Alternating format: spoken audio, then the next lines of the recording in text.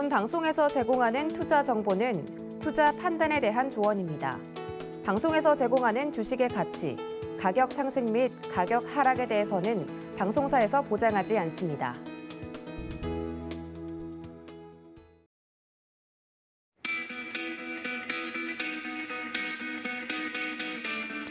안녕하십니까. 고수익 작전 타임 도지은입니다. 주말 사이 울진 삼척 산불이 주불이 진화가 됐다고 하죠. 정말 다행입니다만 우리 주식시장의 불확실성이라는 잔불은 여전히 남아있는 상태입니다. 러시아 우크라이나 전쟁은 계속되고 있고 연일 원자재 가격은 폭등하는데 물가 지표도 높게 나오고 있어 우리 투자자분들의 고민이 깊어지실 것 같습니다. 이번 주는 특히나 FOMC 정례 회의도 예정이 되어 있는 만큼 나무보다는 여전히 숲을 볼 때인지 숲보다는 나무를 봐야 할 때일지 고민이 깊으실 것 같습니다. 오늘 고수익 작전 타임에서도 장 전에 투자 전략 짜드릴 테니까 저희와 끝까지 함께 해주시면 감사하겠습니다. 그럼 주말 사이에 마무리가 된 뉴욕 증시 상황부터 보고 오도록 하겠습니다. 시원캐스터 연결하죠. 안녕하세요. 외신캐스터 박재은입니다. 오늘부터 저와 함께 미증시 살펴보도록 할 텐데요. 지난 금요일장 미증시는 러시아와 우크라이나 사태를 주시하면서 변동성 장세를 나타냈습니다. 러시아의 푸틴 대통령이 우크라이나의 회담이 긍정적이었다라고 밝히자 상승 출발을 했지만요. 결국에는 미국이 러시아에 대한 추가 제재 발표로 인해서 하락 전환했습니다. 자세한 마감 상황 다우존스부터 살펴보시죠. 다우존스는 0.69% 내린 32,944선에 나스닥은 가장 크게 낙폭을 키우면서 2%대 내린 12,843선에 그리고 S&P 500은 1.3% 밀리면서 하락 마감했습니다. 네, 이어서 주요 기술주 흐름 살펴보도록 할 텐데요. 서방 국가와 러시아 간의 제재 발표 영향으로 주요 기술주가 가장 큰 타격을 받았습니다. 애플부터 살펴보도록 하겠습니다. 2% 넘는 낙폭을 키우는 모습이었는데요. 5월 이후에 주간 연속으로 가장 큰 손실을 기록했습니다. 이어서 마이크로소프트는 1.93% 내림세, 알파벳 A는 1.93% 역시 같은 내림세를 집게 됐습니다. 네, 이어서 살펴보도록 하겠습니다. 네, 역시나 기술주들의 하락 흐름이 주도적인 가운데 아마존이 0.88% 밀렸고 테슬라가 세 종목 중에 가장 큰 낙폭을 기록을 했습니다. 테슬라는 반도체 칩 부족 그리고 니켈 가격 급등에 따른 비용 증가에 지금 문제가 있고요. 추가적으로 자체 배터리 생산 목표를 달성하지 못할 것이다라는 내용이 나오면서 5%대 내림세로 조정받았습니다. 엔비디아도 2%대 낙폭 키우는 움직임이 포착이 됐습니다. 네, 이어서 살펴보도록 하겠습니다. 변동성 지수인 빅스 지수 1.72% 오르면서 30포인트 선으로 거래 마쳤고요. WTI는 3%대 오름세를 시현했습니다. 반면 골드는 0.4% 밀리면서 1,992달러 선으로 거래 마쳤습니다. 네, 이렇게 계속해서 살펴보고 있는데요. 특징주 흐름도 살펴보도록 하겠습니다. 네, 먼저 니오부터 보겠습니다. 중국 기업들의 회계 문제가 불거지고 있죠. 이에 따른 여파로 하락 흐름이 연출이 됐고 10%대 급락세로 마감을 지었습니다. 다음은 리비안입니다. 공급체인 차질 문제로 인해서 생산량 확대에 난항을 겪고 있는데요. 38달러 선으로 7%대 낙폭 키우는 움직임이 포착이 됐습니다. 반면에 오라클은 1%대 상승으로 거래 마쳤는데요. 매출은 컨센서스에 부합했지만 EPS가 컨센서스를 하회하는 움직임이 나타났습니다. 그럼에도 불구하고 상승세로 거래 마쳤습니다. 네, 이어서 계속 살펴보겠습니다. 울타뷰티입니다. 동일 매장 매출 증가율이 21.4%를 기록을 하면서 호실적을 발표를 했고요. 그럼에도 불구하고 3%대 조정받는 모습이 포착이 됐습니다. 2.86% 내린 368달러에 거래 마쳤습니다. 도큐사인 살펴보겠습니다. 컨센서스에 상회하는 실적이 발표가 됐지만 가이던스보다 낮은 수준으로 제시가 되면서 20% 급락세 흐름이 연출이 됐습니다. 이어서 블링크 차징도 살펴보시죠. 손실 규모가 예상보다 크게 나타났고요. 경영진이 성장 모멘텀이 가속하고 있다고 말을 했지만 그래도 급락세를 시현을 하는 모습이었습니다. 네, 이렇게 미증시 흐름 살펴보셨는데요. 간밤에 나왔던 따끈따끈한 뉴스들도 하나하나 살펴보도록 하겠습니다. 네, 먼저 첫 번째 기사입니다. 최근 전 세계적으로 러시아에 대한 강력한 제재가 계속되고 있죠. 미 바이든 대통령이 더 강력한 제재 카드를 꺼냈다는 소식인데요. 자세히 살펴보도록 하겠습니다. Biden calls for an end to Russia's most favored nation trade status. 바이든 대통령이 러시아의 최혜국 지위를 박탈하겠다고 시사를 했습니다. 이렇게 되면 미국과 러시아의 관계가 정상적으로 돌아갈 수 없기 때문에 이 부분이 좀 시사하는 바가 큰데요. 계속된 압박으로 러시아가 전쟁을 끝낼 수 있을지 귀추가 주목됩니다. 자세한 디테일 살펴보도록 하겠습니다. 바이든 대통령은 행정 성명을 서명하기도 했는데요.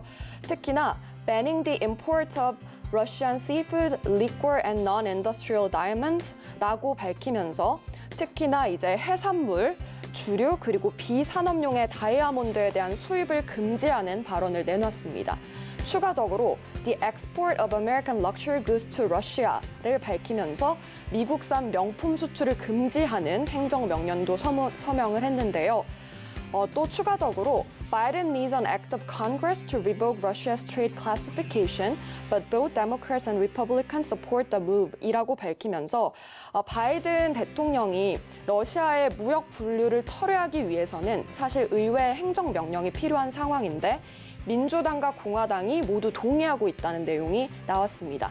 이렇게 러시아의 교역 상태가 취소가 된다면은 미국은 모든 러시아산 수출품에 대해서 관세를 부과할 수 있게 되는데요. 이는 러시아 경제를 고립시키고 약화하게 됩니다. 러시아 우크라이나 전쟁이 우리 시장을 포함한 전 세계 시장에 지금 계속해서 투심을 위축시키고 있는 가운데 앞으로 이 계속되는 제재로 인해서 큰 악재인 전쟁이 해소될 수 있을지 계속해서 지켜보셔야겠습니다. 네, 이어서 다음 기사 살펴보겠습니다. 최근에 코로나19 팬데믹 종료를 시사하는 발언이 많아지고 있는데요. The COVID pandemic is officially 2 years old. Here's how it could finally end, experts say. 네, 전문가들은 팬데믹 시대가 공식적으로 2년이 접어들었는데 앞으로는 종료가 될 것이다라고 시사를 했습니다. 자세한 내용 좀 들여다보시면요. WHO는 코로나19에 대한 국제적 공중보건 비상사태 종료 선언을 하기로 검토했다고 밝히기도 했고요. 최근 들어서 미국에서 코로나19 신규 확진자 수가 급격하게 감소하고 있는데 이 가운데 관련해서 코로나19 지침 완화 현상이 나타나고 있습니다. 특히나 최근에 전문가들은 관련해서 136페이지의 보고서를 내놓기도 했는데요. 제목으로는 Next Normal이라는 제목으로 앞으로 좀 코로나19와 함께 안전하게 살기 위한 방침을 제시를 했습니다. 특히나 전문가들은 Omicron won't be the last variant이라고 밝히면서 오미크론이 마지막 변종은 아닐 것이다 라고 강조를 했지만요. Pre-pandemic routines and lives라고 밝히면서 앞으로 코로나 시절 이전으로 좀 돌아가기 위한 계속된 움직임이 될 것이다 라고 보고 있습니다. 이렇게 최근에 마스크의 의무화가 해제되고 있고 또 펜트업 수요와 공급 정상화가 예상되고 있기 때문에 리오프닝 관련주의 긍정적인 흐름이 예상이 되고 있는데요. 자세한 내용은 잠시 후에 신승용 대표께서 꼼꼼히 살펴드릴 예정이니까 계속해서 저희와 함께해 주시면 좋겠습니다. 마지막 기사 살펴보도록 하겠습니다. 러시아와 우크라이나의 전쟁 여파로 반도체 대란이 우려된다라는 소식인데요. Russia's attack on Ukraine halts half the world's neon output for chips. 네, 러시아의 계속된 공격으로 인해서 전 세계 반도체에 필요한 네온의 생산량이 반으로 줄어든다는 내용입니다. 자세히 살펴보도록 하겠습니다. Some 45% to 54% of the world's semiconductor-grade neon, critical for the laser used to make chips, comes from 2 Ukrainian companies 라고 밝혔는데요. 이 로이터 추산에 따르면 45에서 54%의 전 세계 네온 생산량이 앞으로 줄어들 것으로 보고 있고 이는 2개 우크라이나 회사에서 생산이 된다고 합니다. 하지만 both firms have shuttered their operations.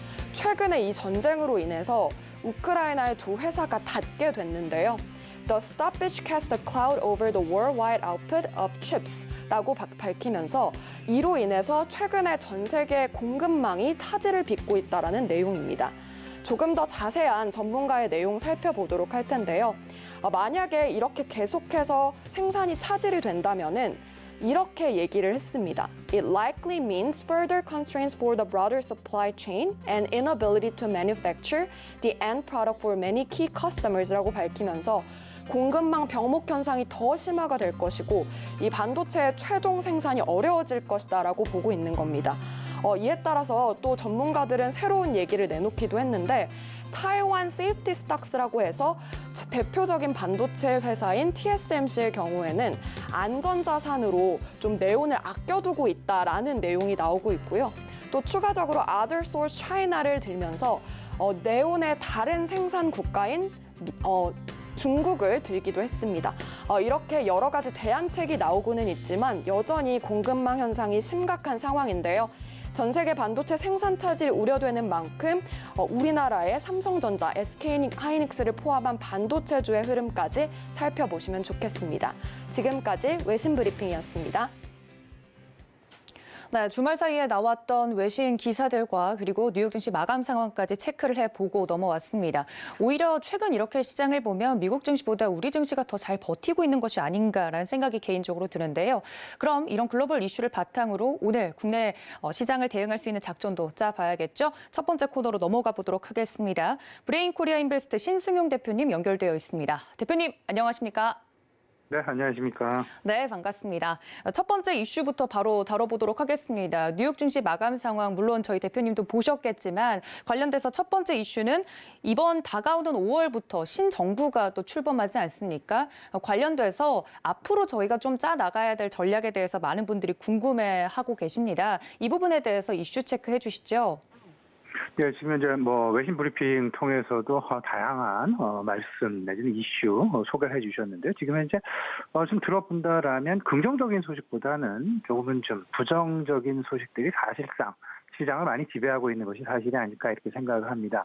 그럼에도 불구하고 그 속에서도 우리는 좀 긍정적인 이슈를 좀 찾아내서 그 긍정적인 이슈가 전반적인 시장의 흐름이 변화하게 되면, 흐름이 전환되게 되면 바로 그 주식시장에 그 긍정적인 어떤 수익률에 막대한 기대한 영향을 미칠 수 있는 그런 요인들 찾아내면서 조금씩 나의 포트폴리오의 비중을 좀 바꿔나가야 되는 그런 상황들 분명히 필요해 보일 것이다라는 점에서 우리 시청자 여러분께 일단은 좀 긍정적인 쪽에 대한 우리 시청자 여러분과 공감을 좀 만들었으면 하는 그런 생각에서 준비했습니다. 일단 지금 시장에서 좀 살펴보게 되면 가장 긍정적인 것 뭐니 해도 글로벌 이슈는 글로벌 이슈대로, 국내 이슈는 국내 이슈대로, 여기서 국내 이슈 가장 큰 것은 뭐니 해도 신정부 출범이 아닐까 싶습니다. 물론 지난주 3월 10일부터 10일, 11일 양일간에 일정 부분 시장 내 반영되어지는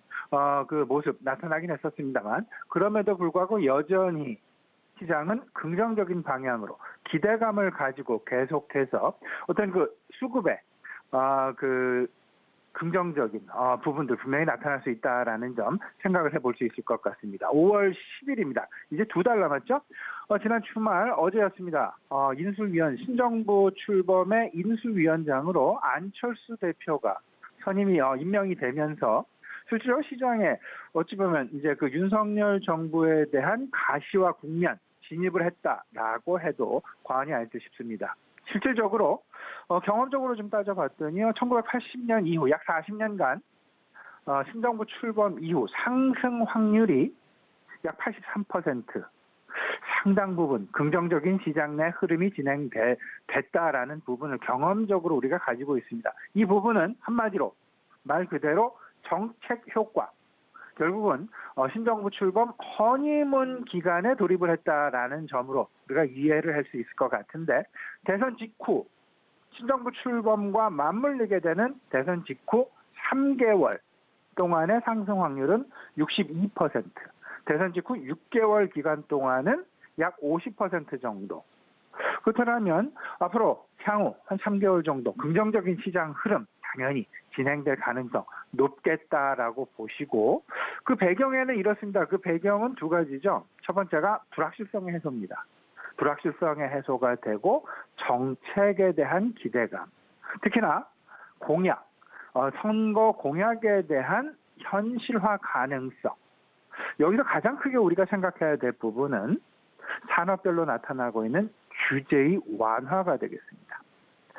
제가 여러 가지 경로를 통해서 말씀을 드렸다시피 정부가 할 수 있는 경기 부양 체계는 총 4가지가 있습니다.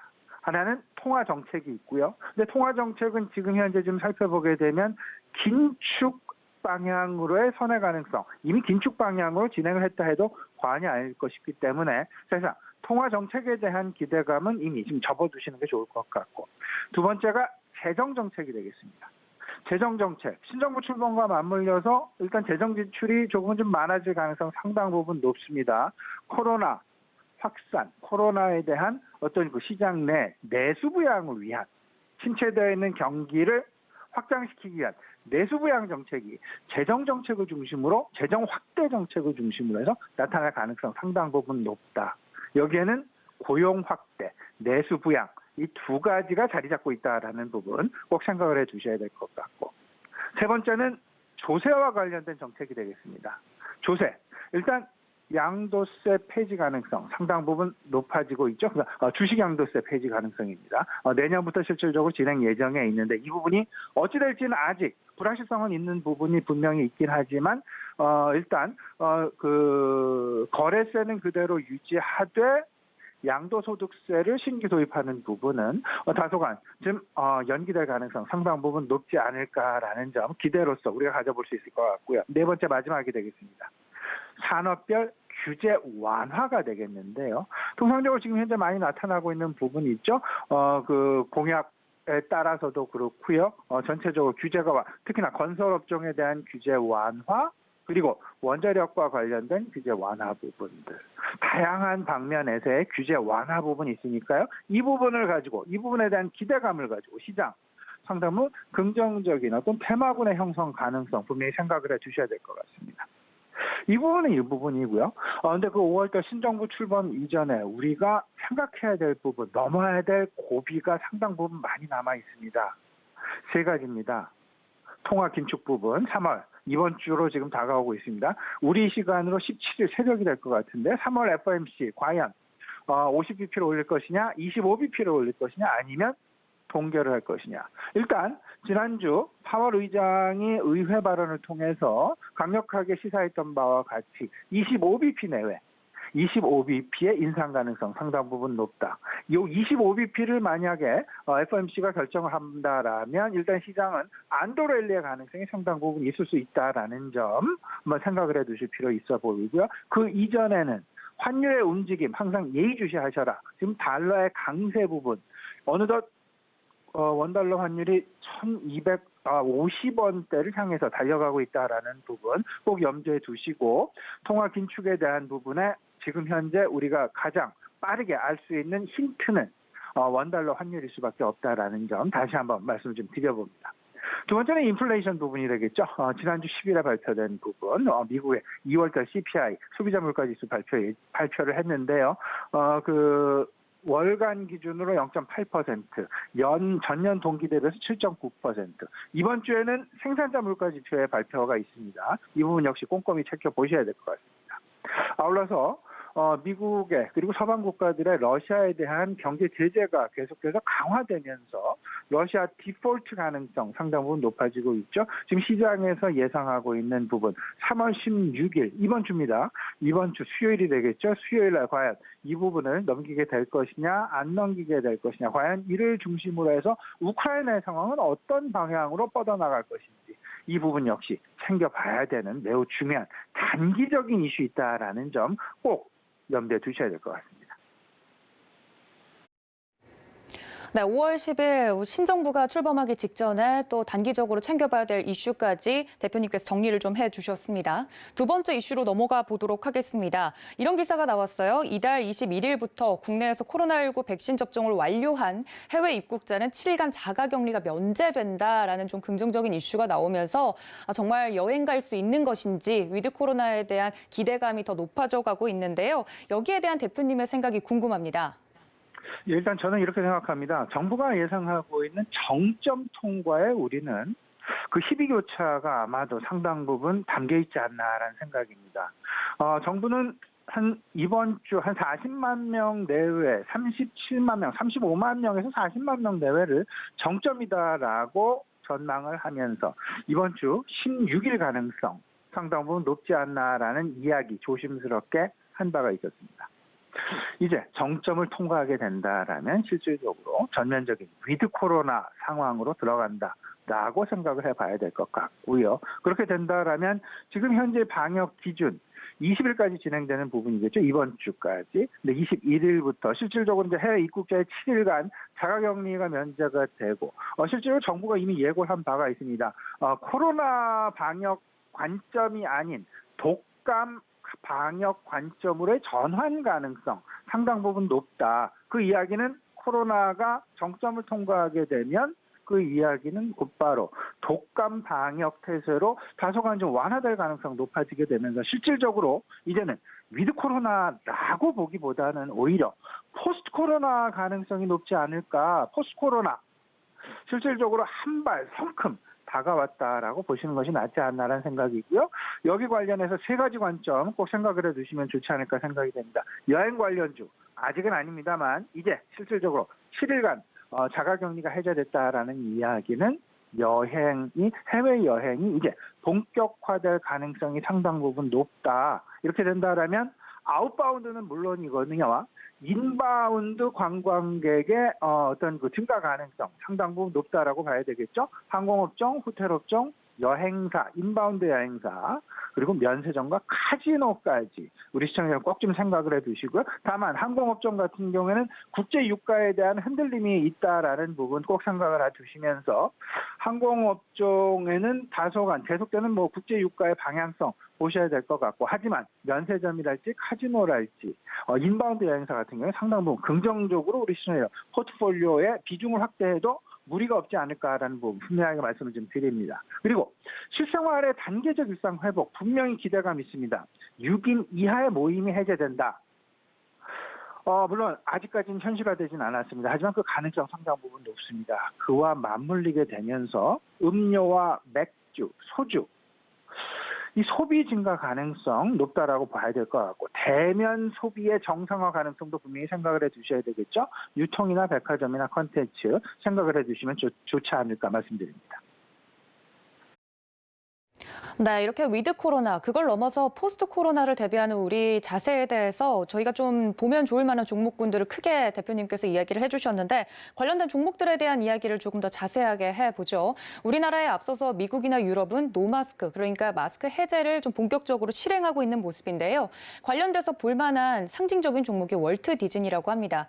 참 대표님, 이 종목이 재미있는 게 언택트 그리고 콘택트로도 둘 다 해석이 가능한 종목 아니겠습니까? 관련돼서도 이렇게 위드 코로나, 포스트 코로나에 관련돼서 볼만한 종목들에 대한 이야기가 나오고 있는데, 리오프닝 관련된 종목들 좀 더 자세하게 이야기 부탁드립니다.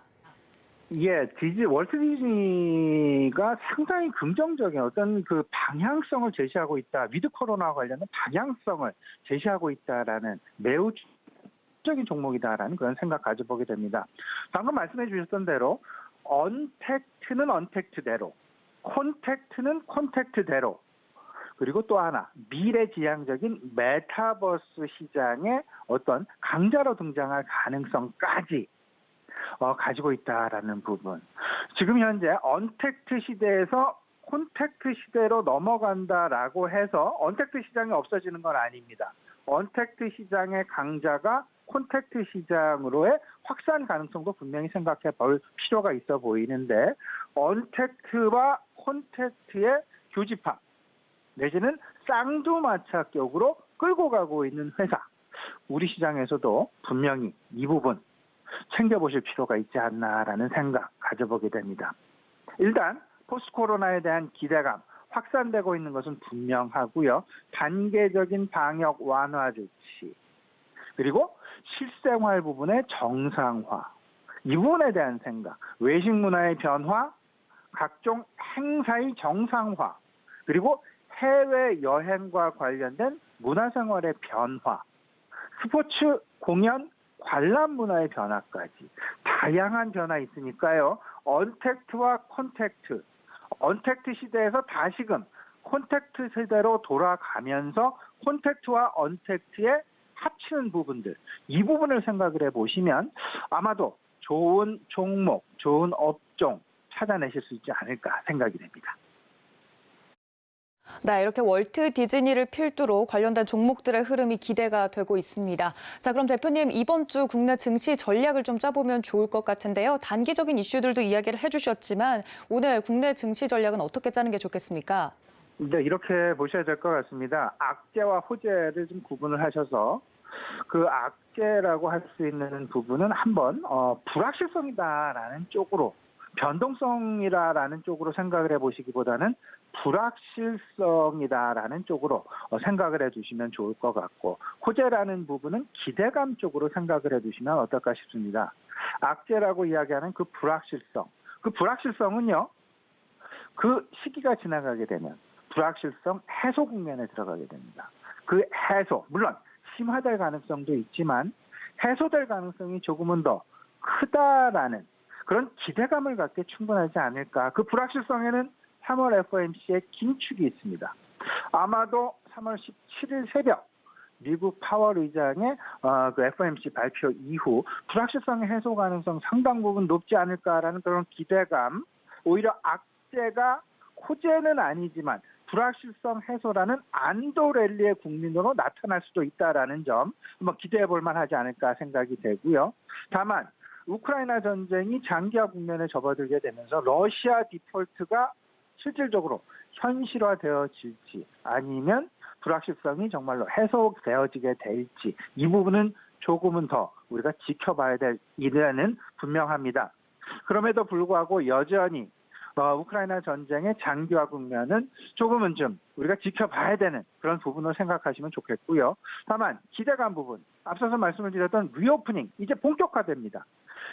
신규 확진자가 정점 통과를 하느냐 마느냐 이 부분을 정부가 어떻게 판단을 하느냐 여기에 사실상 그 희비교차가 달려있다. 불확실성 해소 국면이다라는 부분도 아마도 이번 주 16일 수요일 목요일 이번 주가 최대 고비가 되지 않을까라는 그런 생각인데요. 이럴 때일수록 우리가 저점 매수 관점에서 미리 나의 포트폴리오 비중을 높여놓는 그런 전략이 조금은 더 바람직하지 않을까라는 생각이 되고요. 신정부 출범이라는 부분 분명한 것. 어젠다가 있습니다. 내수 부양입니다. 내수 부양과 맞물린 업종 분명히 생각을 해보셔야 될 것 같습니다. 다만 공급망 불안이라는 부분이 지금 현재 2년 단위로 우리 시장, 산업을 지금 현재 옥죄고 있는 그런 상황이 되겠습니다. 2018년에 미국과 중국 간의 무역 갈등, 코로나19 팬데믹이 시작된 2020년, 그로부터 2년이 지난 러시아발 우크라이나에 대한 침공, 이런 부분들 그러니까 예의주시를 계속해 두시면서 혹여나 재부각될 가능성은 있을지 없을지를 생각을 해 두시면서 일단 긍정적인 부분, 리오프닝과 신정부 출범에 따른 내수 부양. 여기에 앞으로 계속해서 성장기 진입을 하고 있는 기술혁신 테마군, 인공지능과 자율주행 메타버스. 이 세 가지 이렇게 한번 생각을 해보시면 지금 현재 아무리 어려운 시장의 전개가 진행이 되더라도 나의 포트폴리오, 나의 수익률 지킬 수 있는 밑바탕이 되지 않을까 이런 생각입니다. 네, 호재와 악재는 정확하게 좀 구분을 하고 관련된 종목들에 대한 흐름도 계속 체크를 해봐야 된다라고 말씀을 전해주셨습니다. 지금까지 브레인코리아 인베스트 신송용 대표님과 함께했습니다. 대표님 감사합니다. 네, 개인적으로는 코로나19 확진자 수가 지난주에 나왔던 그 확진자 수가 정점이었길 바라게 되네요. 다음 코너로 넘어가 보도록 하겠습니다. 교보증권 여의도 금융센터 윤여민 FP 연결되어 있습니다. 연구원님 안녕하십니까? 네, 안녕하십니까? 네, 반갑습니다. 첫 번째 작전명 바로 보고 오겠습니다. 함께 보시죠. 네, 윤여민의 작전 키워드 첫 번째는 윤이 움직인다입니다. 네, 관련돼서 지난주 20대 대통령으로 윤석열 당선인이 당선이 좀 되면서 불확실성이 해소돼서 국내 증시는 좀 나은 흐름을 보여줬는데요. 관련돼서 이 20대 대통령 당선인이 계속해서 언급을 하고 있는 정치 인물들에 관련된 종목들도 움직이고 있습니다. 관련돼서 연구원님 이 부분 짚어주시죠. 예, 말씀하신 것처럼 지난주 목요일이죠. 차기 대통령이 좀 정해지면서 관련주들의 움직임이 좀 보여지고 있는데요. 특히 기존 정부와는 좀 정책 기조가 달라질 분야에 대한 주목이 좀 필요하지 않을까 좀 생각을 하고 있고, 특히 이제 가장 먼저 움직였던 게 이제 원전이라고 좀 생각을 합니다. 특히 이제 윤석열 대통령 당선인 같은 경우는 원자력 발전을 좀 중심으로 해서 탄소 저감 정책을 좀 추진하겠다고 지금 얘기를 한 상태인데요. 현재 29% 수준의 어떤 국내 원자력 발전 비중을 30에서 35%까지 높이고 원전 수출을 적극적으로 추진하겠다는 공약에 대한 기대감이 지금 상당히 높아지고 있다고 볼 수 있을 것 같고, 차기 정부에서는 아무래도 이제 좀 문재인 정부에서 그동안 좀 빚을 못했던 원전 분야가 좀 수혜가 되지 않을까라는 좀 예상을 하고 있습니다. 다만 이제 주가적으로 봤을 때 좀 많이 움직였던 부분이 있기 때문에 약간 뭐 트레이딩 관점, 어떤 단기적 관점을 좀 보시는 게 어떨까 좀 말씀을 드려보도록 하겠고, 그리고 이제 두 번째로 이제 국민의힘 대통령 후보 경선 기간부터 이제 부동산 정상화에 대한 부분을 좀 많이 얘기를 했습니다. 특히 이제 윤 당선자 같은 경우는 이제 부동산 공약 목표로 시장 원리를 좀 기본으로 좀 수요에 부응하는 다양한 주택을 충분히 공급해서 집값을 안정시키겠다라는 어떤 이런 식의 어떤 요약으로 지금 이제 부동산 정상화에 대한 부분을 하고 있고, 이에 따라서 건설 관련된 종목들의 움직임이 나오고 있는데, 이 부분 또한 좀 이제 대형주 중심으로 좀 빠르게 움직이고 있다는 점 좀 참고하시면 좋다라고 말씀드릴 수 있을 것 같습니다. 그리고 이제 제가 좀 마지막으로 좀 주목해 보고 있는 게 하나가 바로 이제 코로나19 이후에 좀 보이게 될 리오프닝 관련된 종목이라 말씀드릴 수 있을 것 같은데요. 윤 당선인 같은 경우 공약 1호죠. 코로나 극복, 긴급 구조, 포스트 코로나 플랜 마련을 좀 하고 있는 상황입니다. 지금 최근에 보게 된다고 하면 코로나19 확진자 수는 상당히 빠르게 늘어나고 있지만 이제 소상공인들의 어떤 요구로 인해서 영업시간 제한 완화 시점이 좀 빨라질 것으로 보이고 있고, 이에 따라서 리오프닝 관련된 움직임이 상당히 나오지 않을까 생각을 하고 있습니다. 이에 따라서 앞에서 말씀드렸던 원전이나 건설보다는 오히려 좀 리오프닝 관련된 쪽의 좀 종목들의 주가는 아직까지는 좀 밑에서 좀 저점 매수가 좀 가능한 부분이 있기 때문에 이런 부분을 좀 구별을 하시면서 관련된 정책 움직임만 보시면 어떨까라고 말씀을 좀 드려보도록 하겠습니다. 네, 공통적으로 이 리오프닝 그리고 내수시장 부양에 관련된 종목들 눈여겨보고 계신다고 이야기를 드렸습니다. 자, 그럼 작전 키워드 두 번째도 확인해 보겠습니다. 함께 보시죠. 네, 두 번째 작전 키워드는 AACR 2022 임박입니다.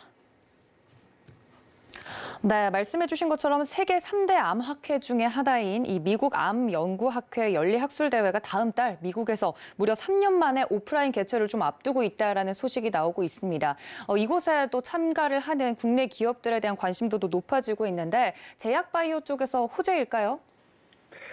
일단 제약바이오 섹터 상당히 좀 힘든 모습을 좀 보여줬습니다만, 지난주부터 약간 좀 수급이 좀 몰리는 모습이 나오고 있는데, 지금 말씀하셨던 것처럼 다음 달에 열리는 미국 암연구학회 때문으로 보여진다 말씀드릴 수 있을 것 같고요. 사실 이제 3년 만에 현장 개최가 됩니다. 특히 이제 우리나라에서도 지금 14개 지금 기업이 좀 참석을 해서 특히 이제 주로 동물 실험에 좀 쓰이는 좀 전인상 결과가 좀 발표가 되는 상황이라 말씀드릴 수 있을 것 같은데, 지금 제약바이오 섹터에서 봤을 때는 지금 어떤 현장 실사 재개가 어떻게 보면 기술 수출 관련된 부분뿐만 아니라 좀 코로나19에서 좀 억눌렸던 좀 투심이 좀 살아날 수 있는 좀 긍정적인 신호가 되지 않을까라는 좀 관측이 있습니다. 특히 이제 우리나라에서는 앞서 말씀드렸던 것처럼 14개 업체, 특히 이제 유한양행, 뭐 한미약품, ABL 바이오, 뭐 레고캠 바이오 사이언스, 뭐 지노맨 컴퍼니, 바이젠셀 등이 좀 참여를 한다 말씀드릴 수 있을 것 같은데, 그중에 한 3개 정도 업체가 좀 상당히 눈에 띈다 말씀드릴 수 있을 것 같습니다. 특히 이제 유한양행 같은 경우는 이중항체 데이터를 좀 공개할 것으로 보이고 있고요.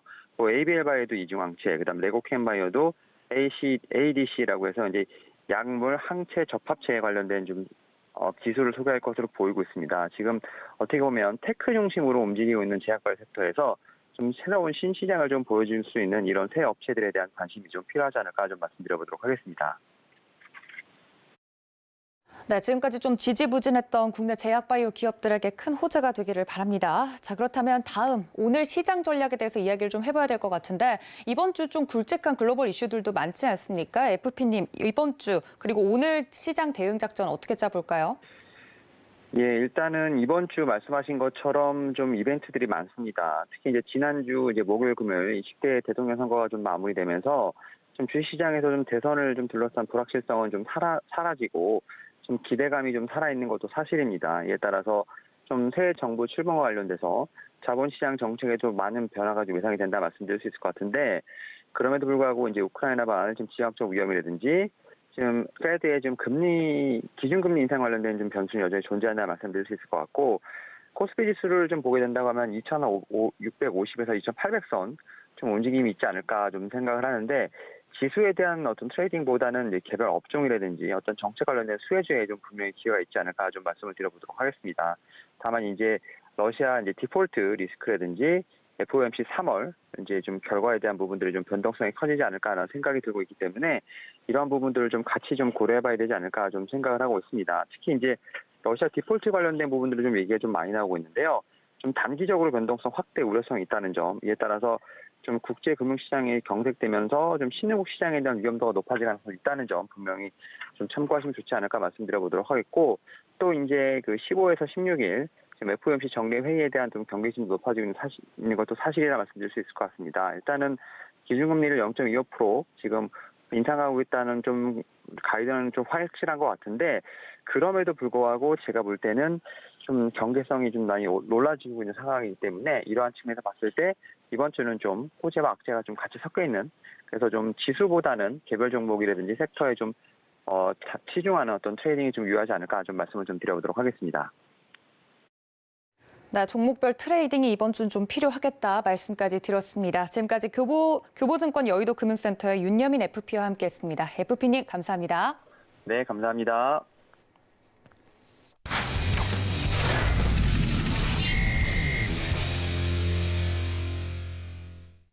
네, 다음 코너로 바로 넘어가 보도록 하죠. 글로원 파트너스의 이성홍 이사님 연결되어 있습니다. 이사님 안녕하십니까? 네, 안녕하세요. 네, 반갑습니다. 국내 증시 이슈 체크를 좀 해봐야 될 것 같은데 이사님께서 집중하고 계신 국내 이슈 어떤 게 있습니까? 네, 일단 첫 번째로 셀트리온 그룹이 회계 감리 관련해서 증선이 의결사항이 공시가 되고, 이 부분에 대해서 이제 해석은 어떻게 해야 될지 첫 번째로 말씀드리도록 하겠습니다. 네, 그렇다면 오늘 특징주까지 셀트리온 관련 그룹주일 것 같다는 예상이 좀 드는데, 관련돼서 한시름 덜었다는 이슈가 나오고 있습니다. 정말 안심해도 되는 걸까요? 네, 일단 세부적으로 셀트리온 그룹과 관련된 증선 의결사항에 대한 내용을 살펴보면, 증권선물위원회가 11일 임시회의를 열어서 셀트리온 그룹 관련한 회계감리 조치를 의결을 했습니다. 일단 고의가 아닌 과실로 결론이 남에 따라서 이 부분이 검찰 고발 대상에 해당되지 않게 되고요. 이를 통해서 거래정지 불확실성이 해소되는 모습이었습니다. 일단 회계적인 이슈가 계속 부각이 되어 왔기 때문에 의결 내용에서는 셀트리온 그리고 셀트리온 제약의 개발비 과세 계상 부분이, 그리고 셀트리온 헬스케어의 사후정산 매출 및 매출채권 과대 계상이 포함이 되었었습니다. 일단 이 부분에 대해서 종합적으로 봤을 때 현재 반영 시점에 대한 이슈로 재무제표에 미치는 영향이 없음으로 마무리됨에 따라서 주가적인 측면에서는 일단은 되돌림의 가능성이 높을 것으로 보이고요. 과징금 부분은 금융위원회의 의결을 통해서 최종 결정이 예정에 있습니다. 일단은 거래정지 불확실성이 해소되었다는 점에서 주가적인 측면만 놓고 봤을 때는 접근이 가능할 것으로 보입니다. 물론 셀트리온 그룹주를 모두 접근하는 게 가장 효율적이긴 한데, 특징주 같은 경우는 셀트리온 헬스케어를 말씀을 드리겠습니다. 일단 분식회계 감리 이슈 자체가 불거지면서 전체적인 기업 가치 자체로는 셀트리온이 20조 원대까지 내려오는 모습이었거든요. 근본적으로 이 내용을 살펴보면은 기업 가치 자체가 매출 부분이 2020년 대비 2021년에 거의 상승하지 못하는 모습이었고, 그 영업이익 성장이 2020년 같은 경우는 작년 대비해서 66%가 나타났는데, 2021년 같은 경우는 한 자릿수 성장이 나타나는 모습이었습니다. 일단 실적적인 측면에서도 조금 논외로 여겨지는 모습이었고요. 현재 이제 전통 상유제약사 유한양행이라든지 한미약품보다 그 주가 수익비율 밸류에이션으로는 지금 30배 초반으로 저렴해진 그런 구간까지 온 상황이고, 거기에다가 이제 그 회계적인 이슈까지 마무리되다 보니까 오늘은 반등 가능성이 매우 높을 것으로 보입니다. 그리고 추가적으로 지금 자사주 매입을 2월에 했었는데 2월 이 부분 같은 경우는 자본시장법 시행령을 살펴보면은 합병 이사의 개최일 1개월 이전에는 자사주를 취득을 할 수는 없거든요. 이제 4월부터는 본격적으로 그 합병 이슈까지 부각이 가능하다는 점에서 셀트리온 그룹주를 현재 시점에서는 살펴봐야 할 것으로 보이고, 단순히 실적보다는 이벤트 측면에서 접근 가능하기 때문에 상대적으로 시장보다 주가 흐름이 강한 흐름이 연출될 가능성이 높을 것으로 보입니다. 네, 거래 정지 위기를 모면하면서 이벤트가 조금 오늘은 시장에 반영될 것 같다 이야기를 해주시면서 셀트리온 그룹주, 그중에서도 특징주는 셀트리온 헬스케어 이야기를 해드렸습니다. 오늘도 시장에서 긍정적인 좀 흐름을 보여줄 것 같은데, 특히나 이 셀트리온 그룹주 같은 경우는 두 종목이나 코스닥의 시가총액 상위 종목에 언급이 되어 있기 때문에 이 점까지 여러분들 오늘 관전 포인트로 챙겨보시면 좋을 것 같습니다. 자, 다음 이슈로 넘어가 보도록 하겠습니다. 다음 이슈는 러시아와 관련된 이슈를 좀 준비해 주셨다고 들었습니다. 러시아 하면 이번 주는 16일이죠. 디폴트 날짜가 좀 잡혀 있지 않습니까? 이 부분에 대해서 설명 부탁드립니다. 네, 이번 주 아무래도 이슈 같은 경우가 조금 특이한 요인이 있다 보니까 제가 말씀을 드리려고 하고요. 금주 같은 경우는 금리 결정이 있는 FOMC 회의와 러시아 국채 만기 이슈가 함께 도래를 하게 되겠습니다. 일단은 수요일 같은 경우 미국 FOMC 그리고 러시아 국채 만기가 도래를 하게 되겠는데요. 규모로는 달러 표시 채권으로 약 1억 1,700만 달러 규모로 해당이 되겠습니다. 이 부분과 관련돼서 단순히 그 디폴트의 가능성은 상당히 높게 존재를 하고 있는데, 일단은 1998년과 비추어 봤을 때 그때의 모라토리엄 재현의 가능성은 상당히 낮을 것으로 보입니다.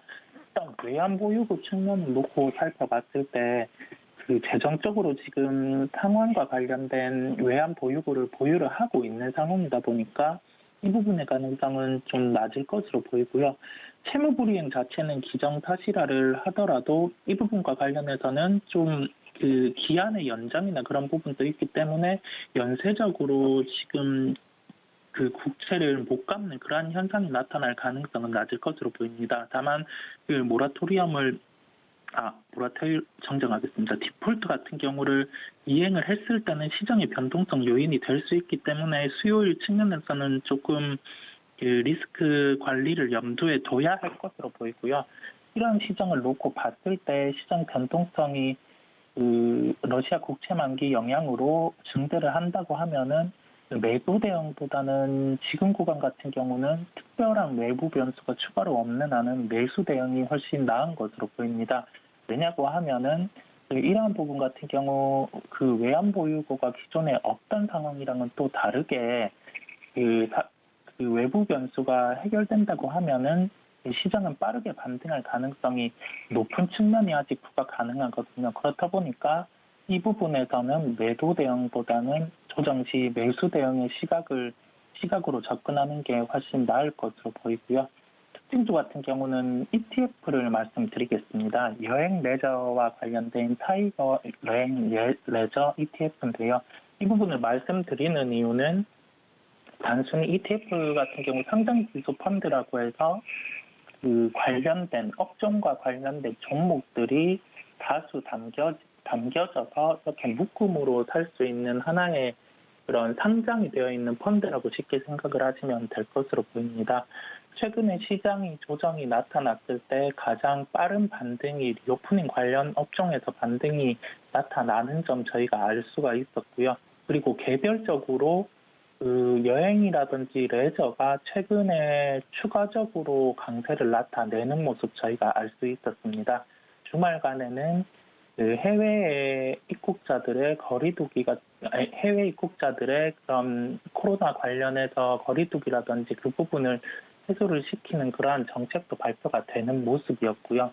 그렇다 보니까 여행과 레저 관련해서는 추가적인 반등의 가능성이 높을 것으로 보입니다. 여기에서 개별 종목을 택해서 종목 안에서도 순환매가 빠르기 때문에 저희가 그 특정한 종목을 단순히 매수하기보다는 여행 레저와 관련된 ETF에서 선제적으로 접근이 가능하겠고요.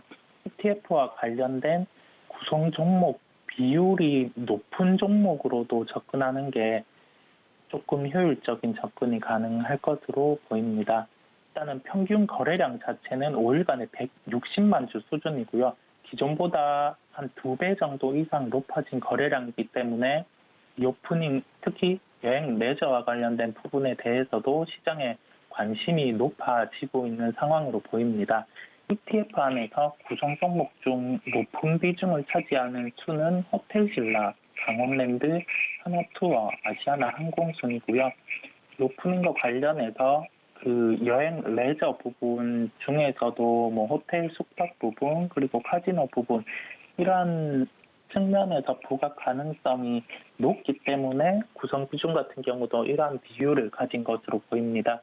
저희가 리오프닝 관련해서 종합적으로 봤을 때 ETF 쪽으로도 접근 가능하다는 점, 그리고 개별 종목으로 접근했을 때 순환매 템포를 못 맞춘다고 하면은 약간의 조바심이 일어날 수도 있기 때문에 ETF 중에 구성 종목이 높은 비중을 차지하는 뭐 호텔신라, 강원랜드 이러한 쪽으로도 접근 가능하다고 결론을 지어 볼 수 있겠습니다. 전반적으로 시장이 뭐 외부 변수 요인으로 조정이 나왔을 때는 매수 관점을 유지한다는 점으로 결론을 짓도록 하겠습니다.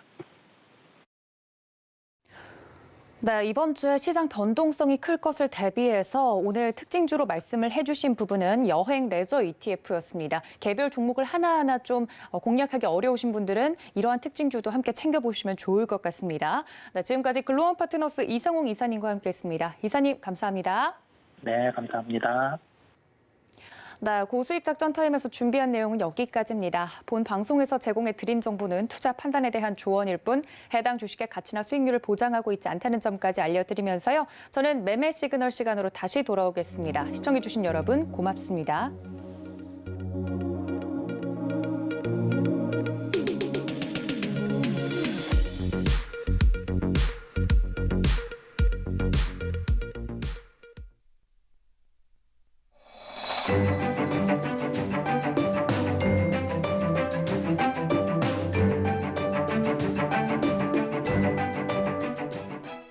안녕하세요. K웨더 라이프스타일 예보 신진수입니다. 월요일인 오늘도 전국에 비가 내리겠습니다. 비는 오전에 서울을 포함한 수도권과 강원 영서북부 지역에 내리기 시작하겠고요. 낮부터 전국 대부분 지역으로 확대됐다가 밤에 그치겠습니다. 오늘까지 중부지방에 10에서 30mm, 남부지방은 5에서 10mm의 비가 내리겠고요. 경북 남부와 경상 동부 지역은 저녁 한때 산발적인 빗방울이 떨어지겠습니다. 비가 내리는 지역은 도로가 미끄러울 수 있겠습니다. 또 오늘 오전까지 서해안과 남해안, 내륙 곳곳으로는 짙은 안개가 끼겠는데요. 가시거리가 짧아지는 만큼 교통안전에 유의하셔야겠습니다. 다음은 자세한 지역별 날씨입니다. 중부지방 아침 기온 서울 8도, 대전 12도로 시작해 낮에는 서울 13도, 대전 18도까지 오르겠습니다. 동해안 지방은 속초와 강릉 5도 안팎을 보이고 있습니다. 한낮에는 속초 9도, 강릉 14도 예상됩니다. 남부지방의 아침 기온 광주와 제주가 13도 보이고 있고요. 낮에는 광주 17도, 대구 15도, 제주 19도까지 오르겠습니다. 당분간 서해와 남해상에는 바다 안개가 짙게 끼는 곳이 많겠습니다. 물결은 동해상으로 높게 일겠고요. 남해상도 약간 높게 일겠습니다. 내일과 모레는 구름 많은 가운데 일교차가 크게 벌어지겠습니다. 목요일과 금요일에는 전국적으로 또다시 비 소식이 들어 있습니다. 날씨였습니다.